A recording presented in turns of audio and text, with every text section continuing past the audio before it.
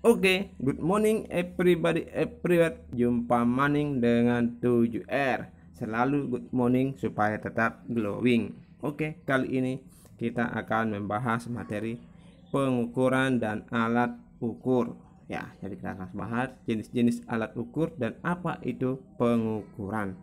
Sebelum lanjut, seperti biasa, jangan lupa untuk like, komen, share, dan subscribe agar channel ini semakin bermanfaat dan berkembang. Oke, everybody, kita langsung saja pada materi pengukuran dan alat ukur. Ya. Oke. Yang pertama kita akan bahas tentang pengukuran. Nah, pengukuran dan ketidakpastian. Kalau kita melihat di sini, apa yang Anda pikirkan atau yang berkaitan dengan benda berikut? Wah, ini ada gambar karton, ada bolanya. Apa yang Anda pikirkan? Ya, pertama ada panjang karton, kemudian ada lebar karton, kemudian ada tingginya, kemudian ada volumenya atau isinya. Ya, hanya gambar karton, tetapi kalau kita mau berpikir lebih jauh, banyak yang kita peroleh. Nah, semua itu berkaitan dengan pengukuran.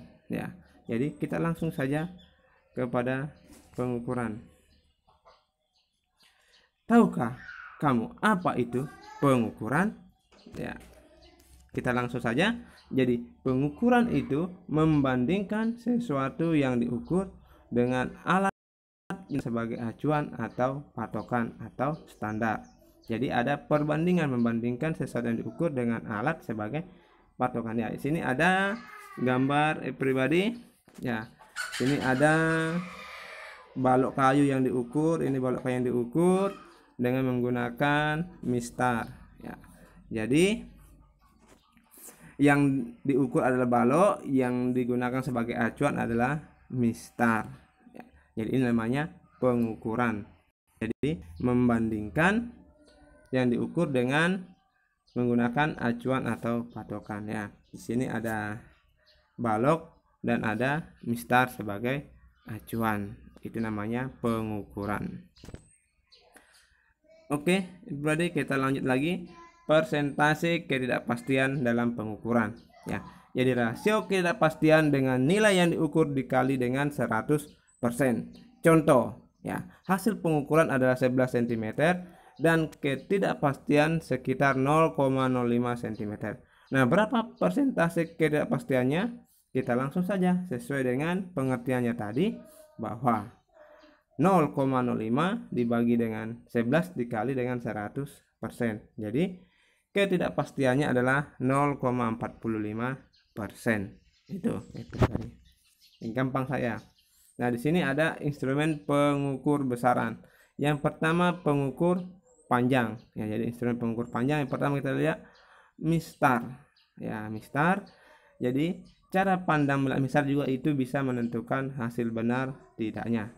Nah, seperti contoh di bawah sini. Ya. Sini mata A melihat dari sisi sini, maka otomatis panjangnya akan lebih besar menjadi 74,3. Nah, ini tidak benar. Dan yang bagian B ini yang tepat, dia melihat dari atas sehingga hasilnya 74,2. Ya, hasilnya 74,2. Jadi ini yang mata A, ini mata C, dia dari sini 74,1, sedangkan mata B ini yang paling tepat, dia tegak lurus, tidak ada kesalahan dalam pengukuran. Jadi posisi kita dalam mengukur benar atau salah. Ya, ini namanya kesalahan paralaks dari sudut pandang mata. Ya, itu. Ini salah satu instrumen pengukur panjang. Yang berikutnya pengukur panjang namanya jangka sorong. Ya, ini ada saya tampilkan gambar-gambar jangka sorong dan bagian-bagiannya. Ya, yang ini namanya rahang tetap, ini namanya rahang geser, ini skala nonius, ya ini skrup pengatur. Kemudian yang di luar ini untuk mengukur diameter dalam sebuah tabung, ini untuk mengukur diameter luar, kemudian ini untuk mengukur kedalaman sebuah tabung. Ini skala utama, ini skala nonius, ya. Ini bagian-bagian dari jangka sorong, ya. Nanti saya akan membuatkan juga videonya bagaimana cara menggunakan jangka sorong, everybody. Ini salah satu alat ukur panjang.